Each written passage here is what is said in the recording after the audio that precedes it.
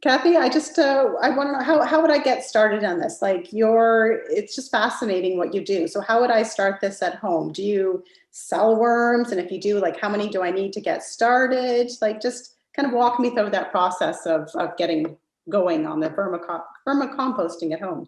Yes, let me help you get started, Helen. So this is the same idea as outdoor composting.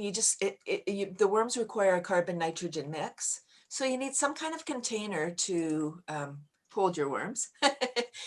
So it's carbon and nitrogen. The carbon or the bedding is the shredded paper, could be leaves, straw, cardboard, drink trays. And the nitrogen is the food scraps. So any container will do. I do sell worms, and I do have a beautiful system made in Ontario. It doubles as a stool, so it's a functional piece of furniture, and it was designed really for people that live in small places like condos, classrooms, little offices, so they can manage some of their scraps where they are and not take up any additional space.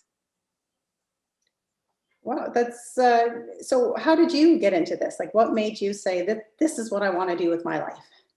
Yeah, so well, I was afraid of worms, but after I got over that part, our landfill closed in 2002 and we started shipping garbage to Michigan. And I was a social worker at the time and I had a psych degree. I just finished my psychology degree and I got injured at work. And so I kind of felt ineffective at work. And then I came home and there was an ad in the paper and it said, "Are you a woman? Do you have a business idea?" And it was a course through the York Region Women's Center to write a business plan, a 6-month business plan. So I was like, I turned to my husband. I said, "I'm going to take this course. I'm starting a worm business. Won't this be grand?" And really it was a solution for 6 million people in the Greater Toronto area, half living in condos. And my business is actually pre-green bin.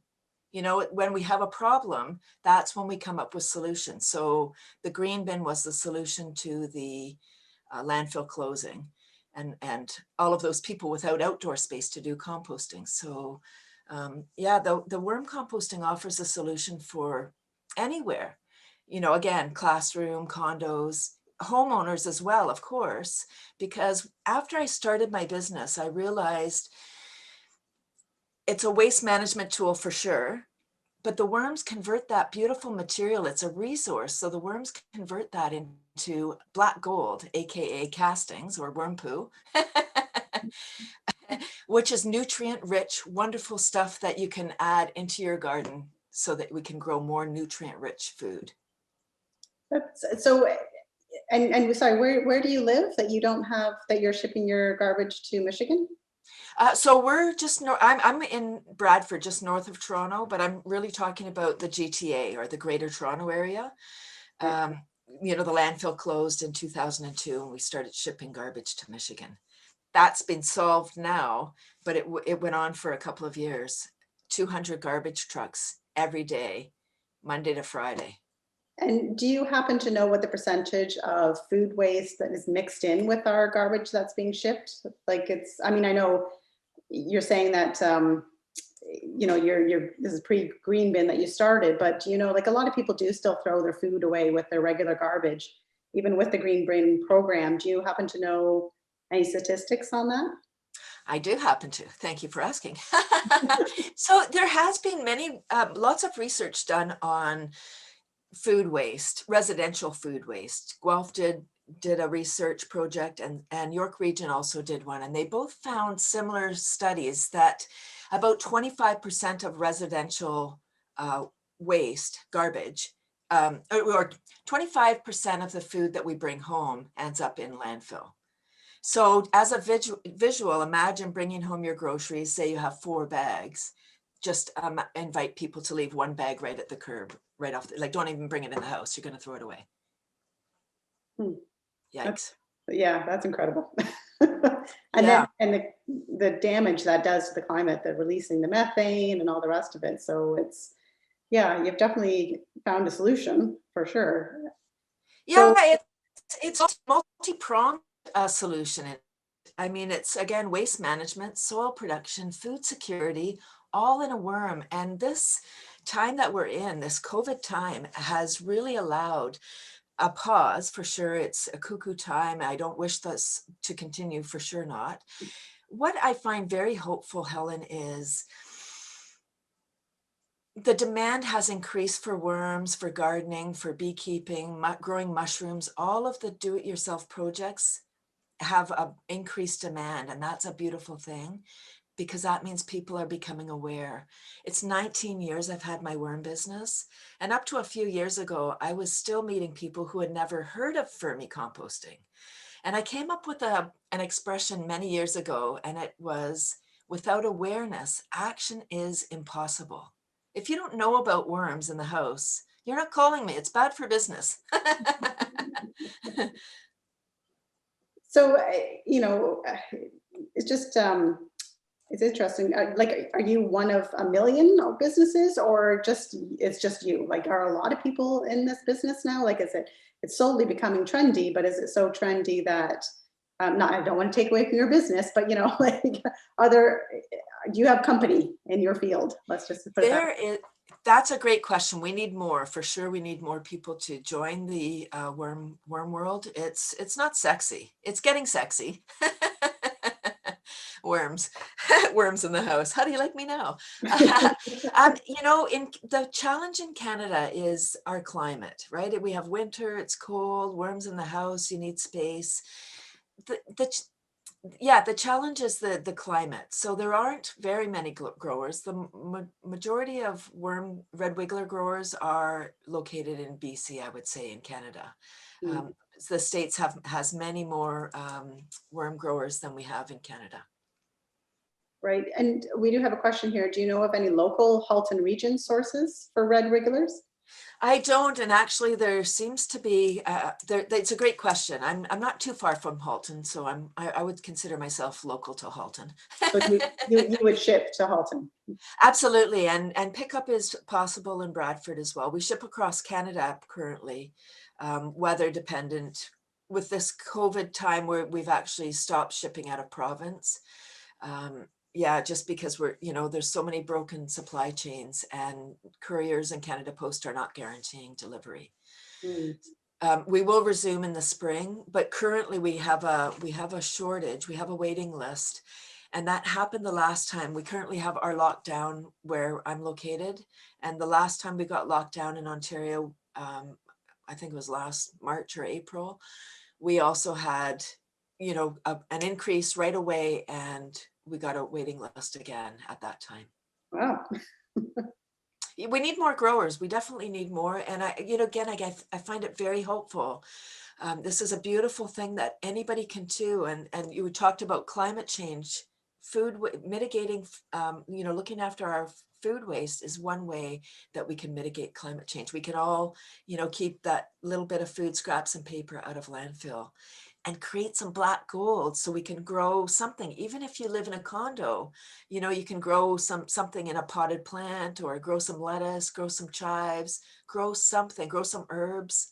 And it's a beautiful project for kids. So if people are looking, oh, the kids are at home, they're in school, they're out, online, offline. It's a wonderful way that we can create a project for the kids. And just speaking of geography, I just need to do a quick poll to see where people are joining us from today. I'm just going to launch this and see. There we go. If people just want to fill that in while we keep talking, and just let us know where you are visiting us from today. It just gives us kind of an idea for our own stats that we're going to be taking for this event. So thank you very much. But back to worms. So, okay, so I've got my bin. I've ordered some worms from you. And so how many worms am I getting? What will start me off? So, yeah, thank you. That's great. 800 to 1,000, or either a pound or half a pound. Okay. And kind of here's the formula. So the worms, once they're established, they'll eat about half their weight per day in food scraps. So if you had a pound of worms, half a pound per day, or 3 to 4 pounds per week. And I would say the average family produces more than a pound of worms can manage in a week. And what am I feeding them? Just tossing in my apple core, or do I have to blend the food so it's a little bit easier for them? These are great questions, Helen. You're awesome.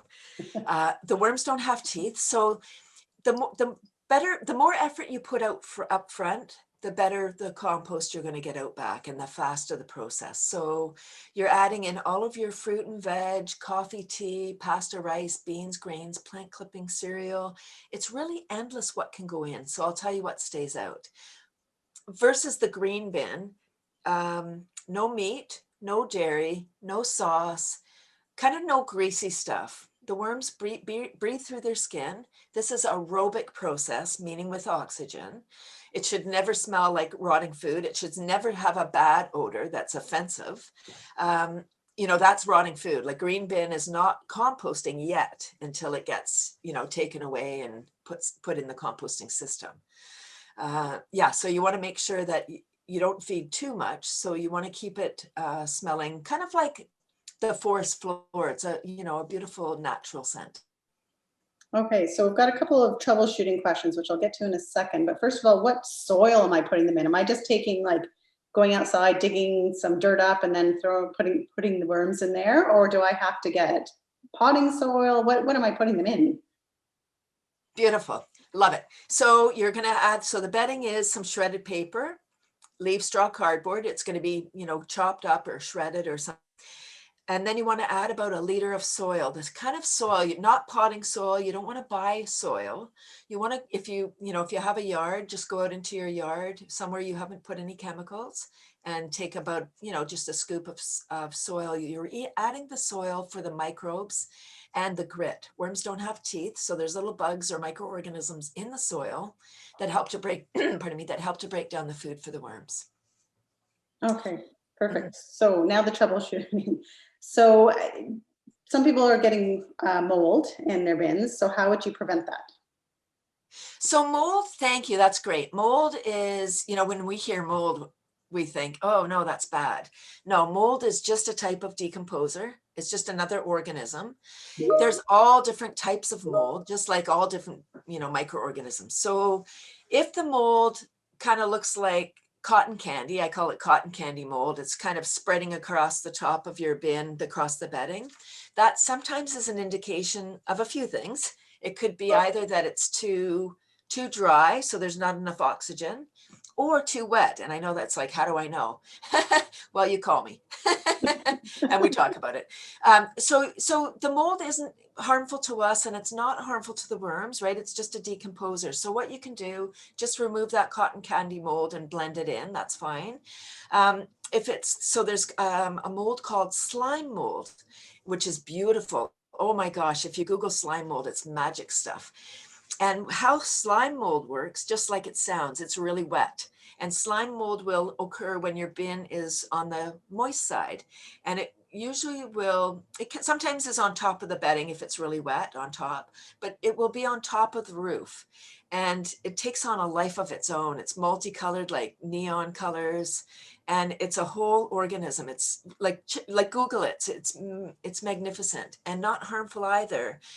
When we see something in our worm bin, that's just an indication of what's going on in there. That's all. Okay.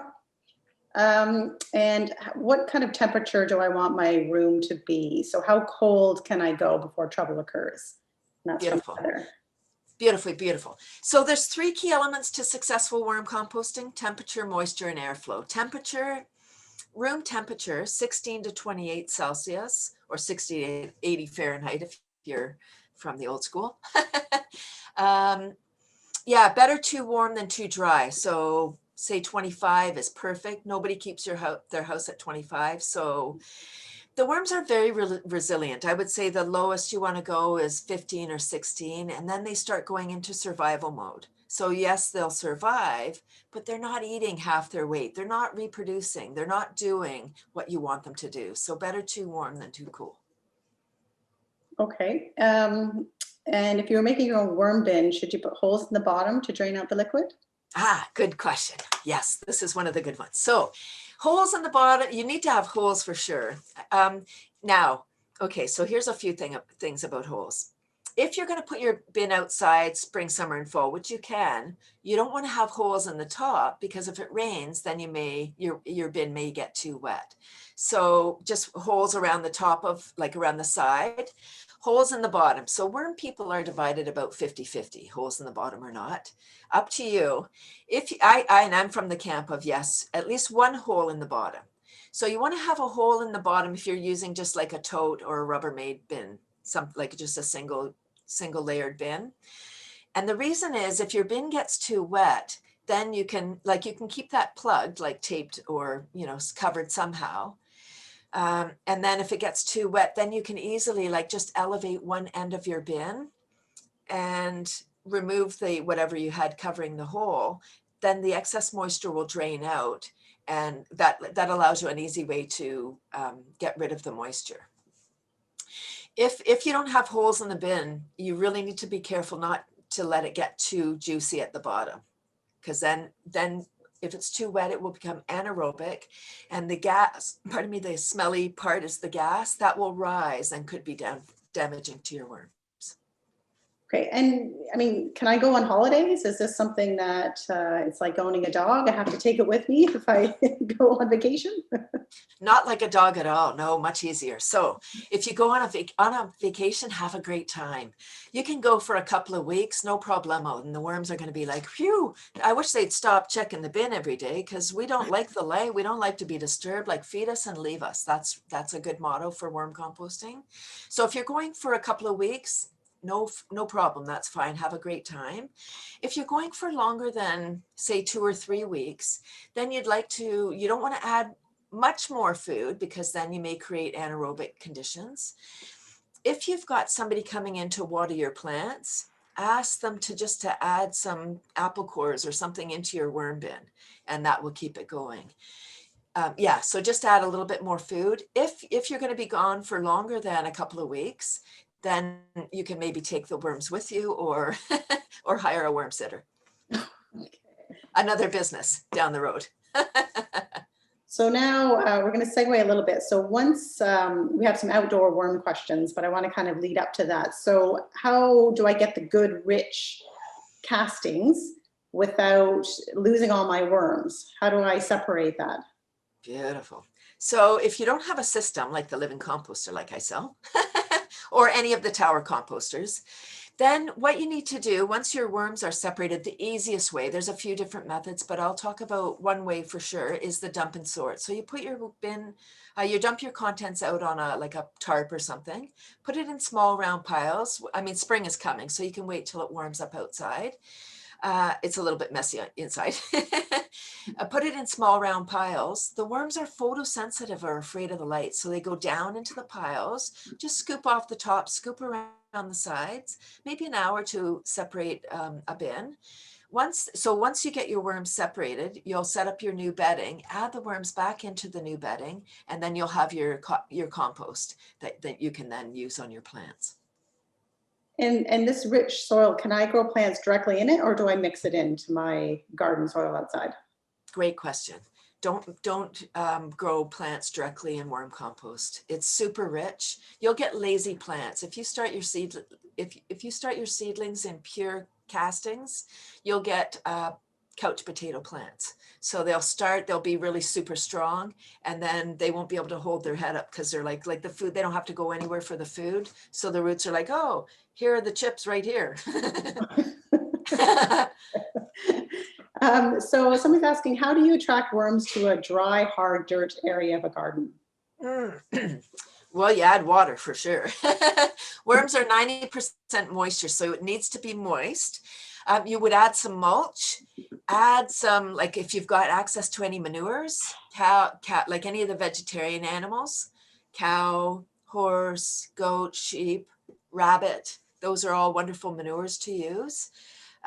Make sure it's not aged a little bit. Rabbit manure is perfect, or guinea pig, all of those kind of house pet animals. You can use the shavings. You really need to create the environment so the worms want to live there.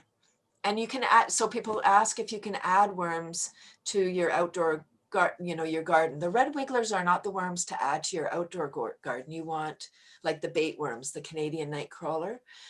But I wouldn't suggest adding the worms without preparing it.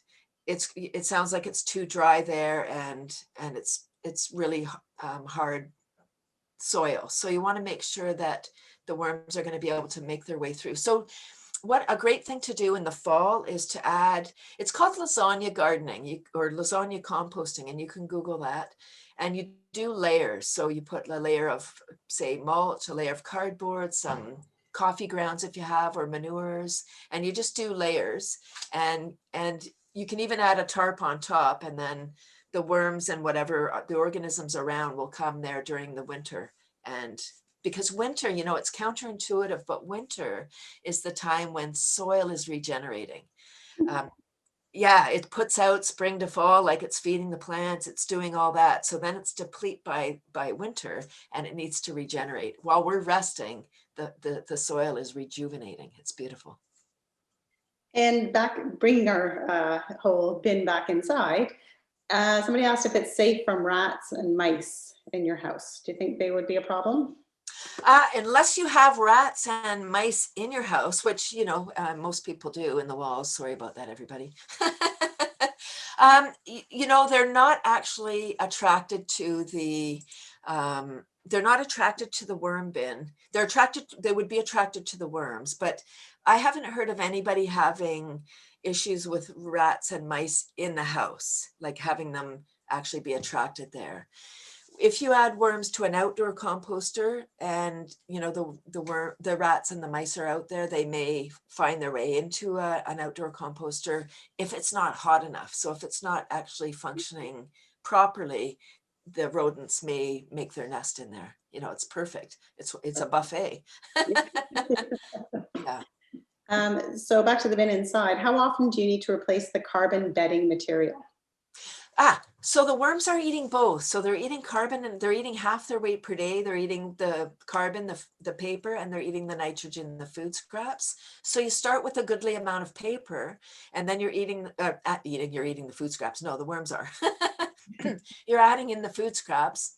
You want to make sure that your food scraps are buried in the paper so that you don't get fruit flies.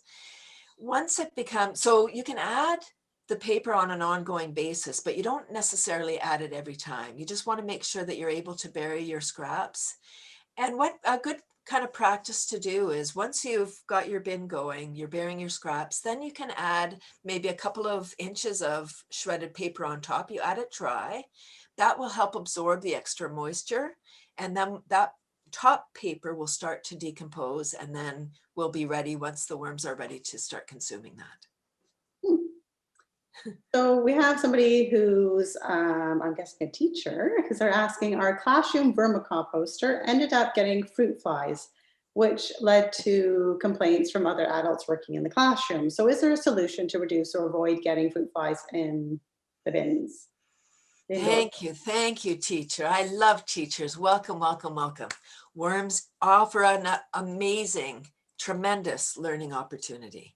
Fruit flies are not a necessary component. They really are not. And I mean, and it is one of the objections. People are like, I don't want a house full of fruit flies. And that happened to me when the first time I did worm composting, I had a house full of fruit flies because I would open the bin, throw the food in, and yeah. So just a little thing on fruit flies. If you've ever had fruit flies and you don't have a worm bin, you know that the fruit flies don't come from the worm bin.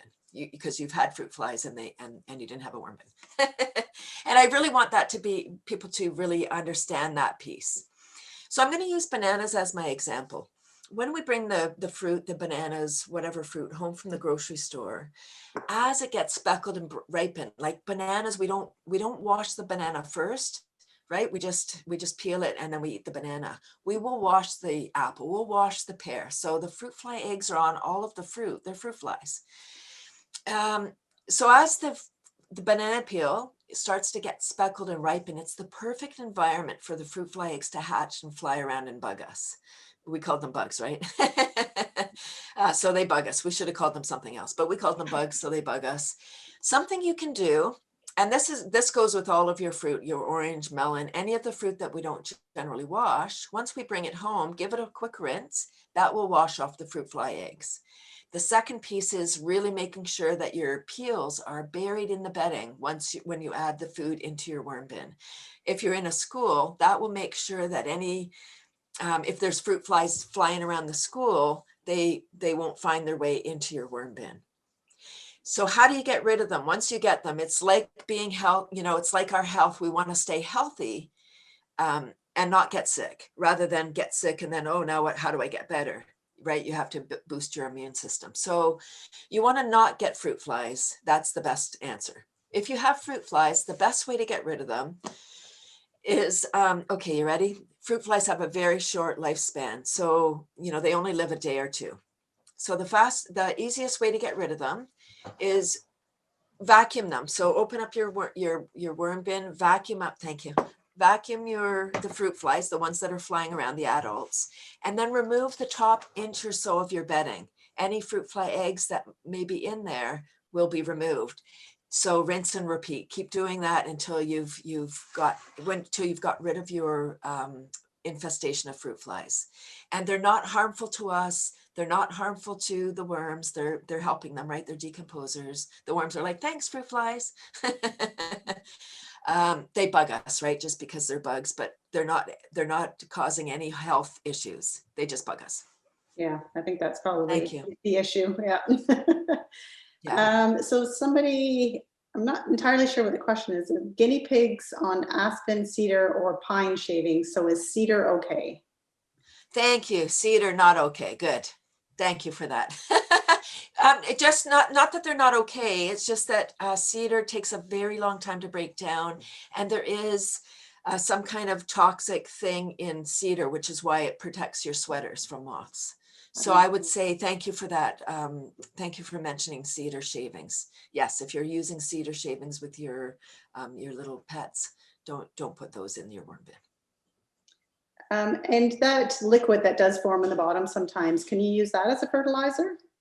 Thank you. Oh, these are wonderful questions. So the liquid that comes out of the bottom. So if you have just a single unit, I would say that material that's coming out of the bottom would probably be anaerobic. If the liquid that comes out of the bottom, if it smells bad, it's become anaerobic. I would say just discard that.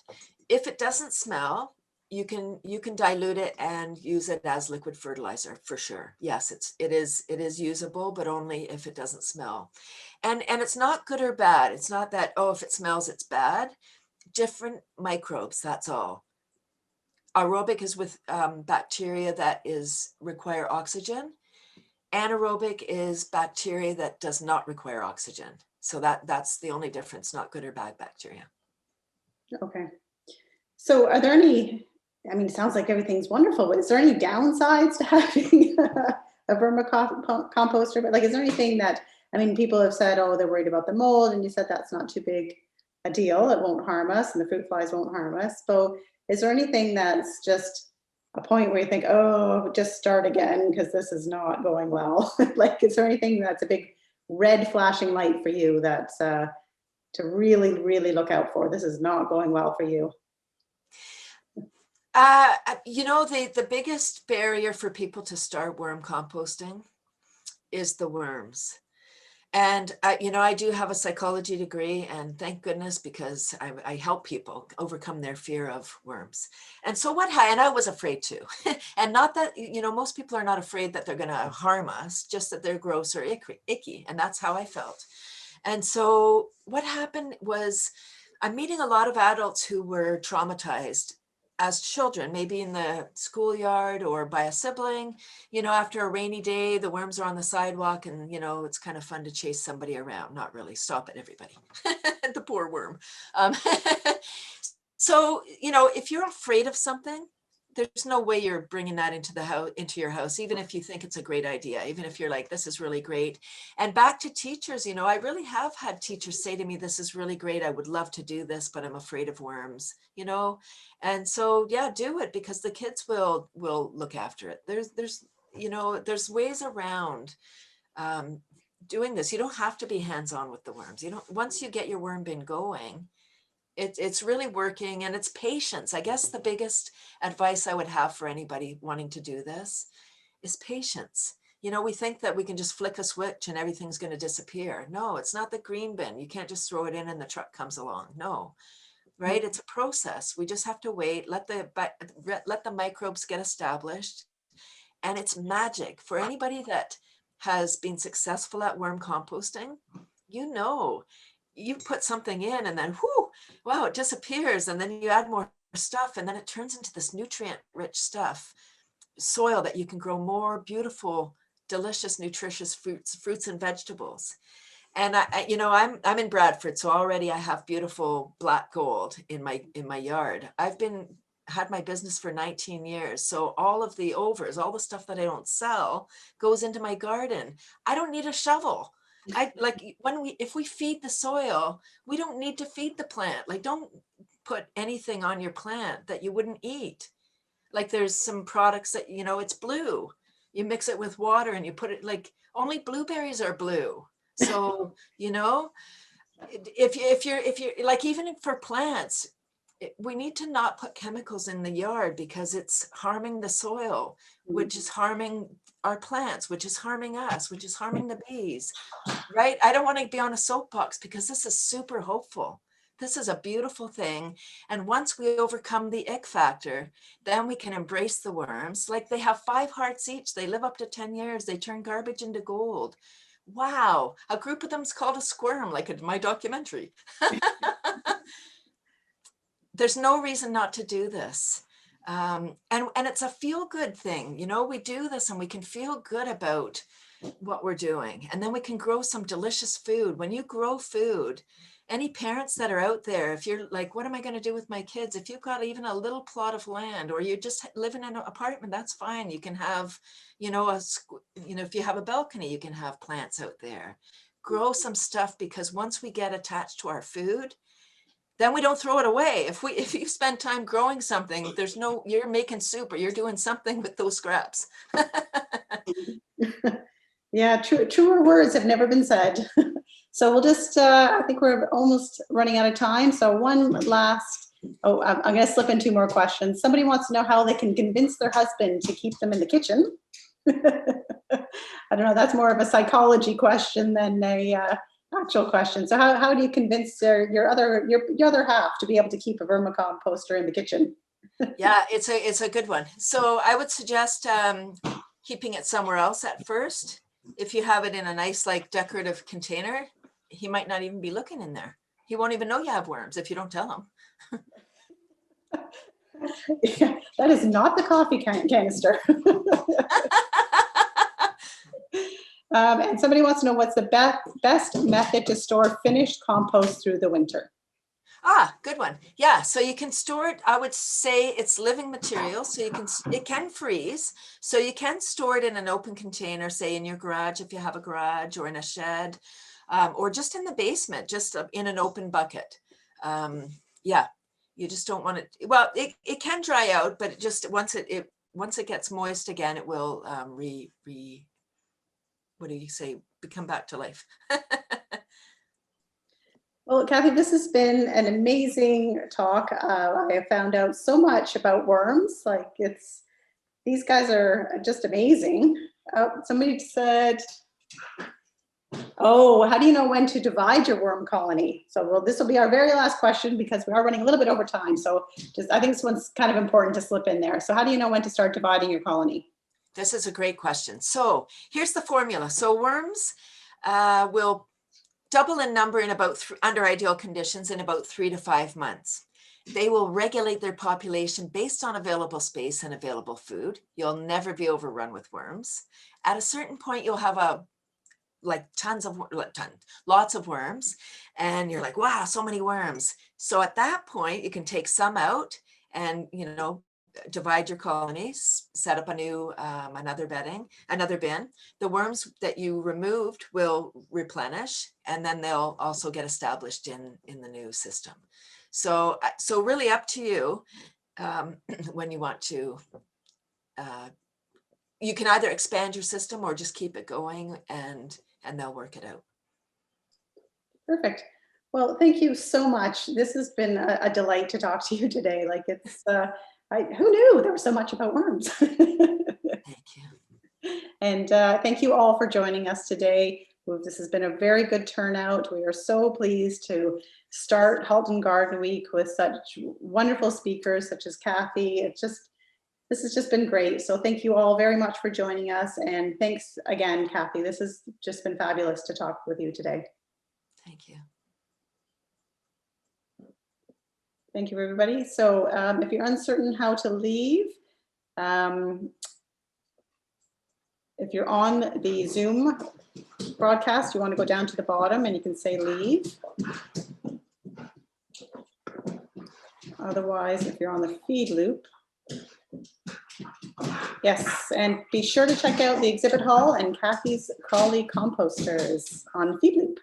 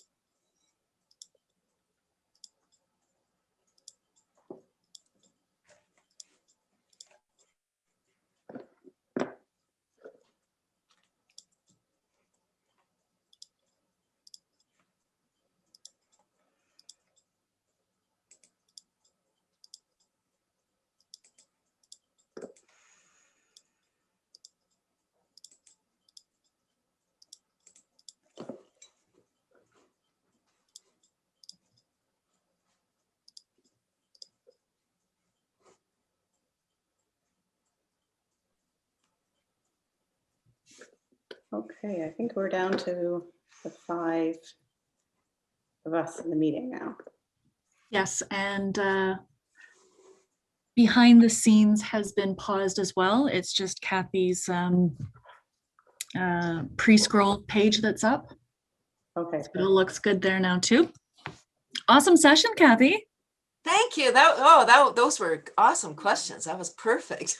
Yeah, Allison was feeding them in from Feed Loop and I was feeding them to Helen here. So we had some good conversation. Nothing I couldn't handle. I was happy. I was glad about that. Yeah, it's always nice when they don't throw you too many curveballs in a live call.